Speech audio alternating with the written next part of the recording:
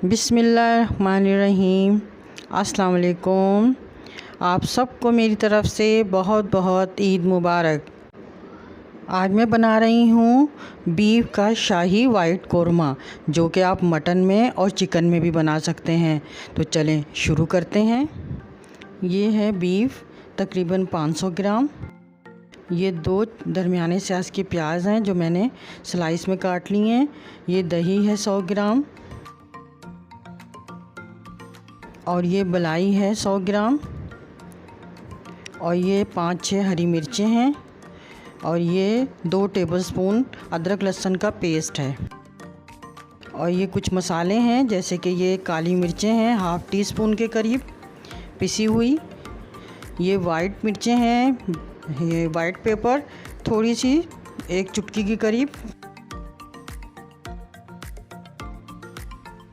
और ये छोटी इलायची हैं 2 अदद, कुछ काली मिर्चें हैं और ये जायफल का इतना सा टुकड़ा है और ये दालचीनी का और ये कुछ लौंगे हैं और ये 1 टीस्पून ज़ीरा है। ये बादाम हैं 5-6 अदद। ये खसकाश है जिसे मैंने अच्छी तरह से धो लिया है और ये चारों मगज़ हैं, ये भी 1 टीस्पून है और खसकाश भी 1 टीस्पून के करीब है। इन सबको मैंने ड्राई रोस्ट करना है। ये गीली खसकाश है, धोई थी मैंने, इसलिए इसको मैं पहले डालूँगी, थोड़ी सी खुश्क हो जाए ये। इसके बाद मैं और सब जो मेरे ड्राई फ्रूट हैं वो डाल दूँगी और इन्हें हल्का सा रोस्ट करूँगी स्लो फ्लेम पर। बस इसमें हल्की सी खुशबू आने लगेगी तो मैं चूल्हा बंद कर दूँगी। ये देखें हल्के से रोस्ट हो रहे हैं। अगर आपने मेरे चैनल को सब्सक्राइब नहीं किया है तो प्लीज़ मेरे चैनल को सब्सक्राइब करें और साथ ही बेल आइकन का बटन दबाएं। ये बिल्कुल फ्री है। ये देखें मेरे ये रोस्ट हो गए हैं ड्राई फ्रूट। अब मैं कढ़ाई में 4 टेबलस्पून घी के डालूँगी। आप इसे ऑयल में भी पका सकते हैं। इसमें मैंने ये प्याज डाल दी है और इसे मैंने बस हल्का ही सा बस इसको पकाना है ताकि ये बस थोड़ी सी नरम हो जाए, ज़्यादा नहीं इसको ब्राउन करना है। वाइट कोरमे में प्याज ब्राउन नहीं करते हैं, बिल्कुल हल्की सी इसको सौफ़े करनी है, बस नरम हो जाए।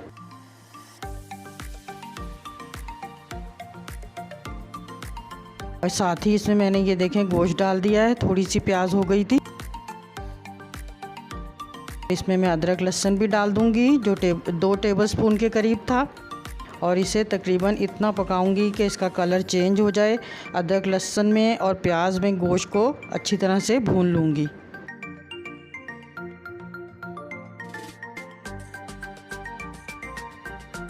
ये देखें इसको कलर चेंज करना है इसका, बस थोड़ा सा पका कर मैंने।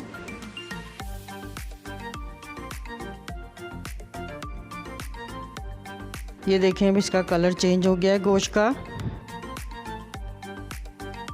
वाइट सा हो गया है अब ये गोश्त। अब इसमें मैं 1 टीस्पून के करीब नमक डालूंगी और तकरीबन 2-2.5 गिलास पानी के डालूंगी ताकि गोश्त इसमें गल जाए। तकरीबन इसको मैं गोश्त गलने तक चूल्हे पर थोड़ा सा मीडियम फ्लेम पे रखूँगी और उसके बाद इसका फ्लेम स्लो कर दूँगी। ये जो रोस्ट किए हुए ड्राई फ्रूट थे इन्हें मैं मिक्सिंग जार में डालकर पीस लूँगी। ये देखें ये पीस गए हैं, बिल्कुल बारीक हो गए हैं, पाउडर की तरह हो गए। अब इसमें मैं एक पेस्ट बनाऊँगी, इसका पेस्ट बनाऊँगी जो कि मैंने दही रखा हुआ है, ये दही डालूँगी इसमें।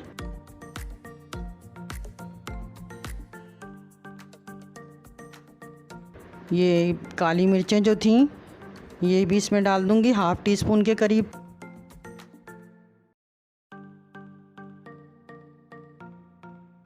और ये मलाई है ये भी इसमें डाल दूँगी और इसे अच्छी तरह से मिक्स करूँगी।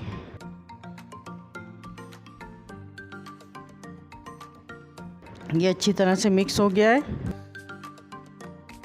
अगर आपको मेरी रेसिपी अच्छी लगती है तो आप मेरी वीडियो को लाइक किया करें, कमेंट्स किया करें और अपने दोस्तों के साथ शेयर किया करें। ये देखें, ये तकरीबन आधे घंटे से ज़्यादा हो गया इसको पकते हुए। इसमें मैंने 2-3 हरी मिर्चें भी डाली थी, जो मैं वीडियो बनाई नहीं है मैंने उसकी, मैं आपको बता रही हूँ। अभी इसको अभी और पकाऊंगी।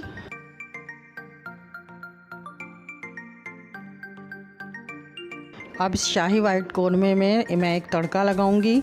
इसमें मैंने 2 टेबलस्पून देसी घी के डाले हैं, आप मक्खन भी डाल सकते हैं। और अब इसमें एक तड़का बनाना है मैंने। ये जो गरम मसाले मैंने आपको दिखाए थे, ये सब मैं इसमें डालकर इसको तकरीबन 5 सेकंड के लिए पकाऊंगी। थोड़ा सा इसको फ्राई सा करूंगी ताकि इसमें से एक खुशबू सी आने लगे। ये देखें, बस तकरीबन 5 सेकंड ही मैंने इसको पकाना है, ज़्यादा नहीं। ये जो हमारा गोश्त पक रहा था, अब मैं ये तड़का इसमें लगा दूंगी ताकि इसमें भी देसी घी और इस गरम मसाले की खुशबू इसमें आ जाए। और इसे अच्छी तरह से मिक्स कर दूंगी। गोश्त गल चुका है, बस इसे पानी के खुशक होने तक अभी इसको और पकाऊंगी और इसकी खुशबू भी इसमें ताकि और आ जाएगी, इसीलिए इसको थोड़ी देर और पकाऊंगी। ये देखें, अब इसमें पानी खुश्क हो गया है, इसे थोड़ा सा मैं भून लूँगी। गोश्त तो हमने शुरू में भी भूना था, इसीलिए इसको ज़्यादा भूनने की ज़रूरत नहीं है। और ये देखें, इसमें से प्याज और लहसुन वगैरह बिल्कुल पता नहीं चल रहा, बिल्कुल मिक्स हो गया है, प्याज भी अच्छी तरह गल गई है। और ये जो मैंने ड्राई फ्रूट, दही और मलाई का पेस्ट बना के रखा है, ये भी मैं इसमें अब डाल दूँगी। अच्छी तरह से इसमें डाल दिया। अब इसको मिक्स करूँगी। मिक्स करने के बाद इसमें मैंने 2-3 हरी मिर्चें डाल दी हैं।